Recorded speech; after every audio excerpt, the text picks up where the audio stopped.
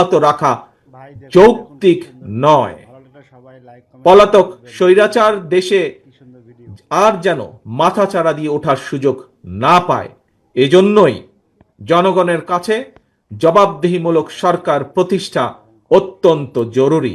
আছেন এবং কেউ কেউ তাদের গন্তব্যে যাচ্ছেন, কিন্তু সেই নয়াপল্টনকে ঘিরে সমাবেশ শেষে এখনও নেতাকর্মীদের ভিড় রয়েছে এবং নেতাকর্মীরা জানাচ্ছেন যে শ্রমিক দিবসে যে প্রত্যেক যেই বিভিন্ন দাবি উত্থাপন করেছেন তারা, সেই দাবিগুলো তারা যেন সরকার মেনে নেয় এবং সেই দাবিগুলো যে পূরণ হয় সেই ব্যাপারে তারা আগ্রহ প্রকাশ করছেন।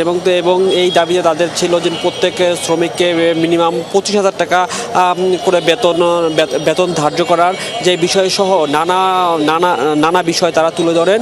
এবং এই সমাবেশে নেতাকর্মী, বিএনপির বিভিন্ন অঙ্গ সংগঠন, যুবদল, ছাত্রদল এবং মূল বিএনপি সহ সবাই এই শ্রমিক সমাবেশে যোগ দেন। এবং তাদের কথা হচ্ছে যে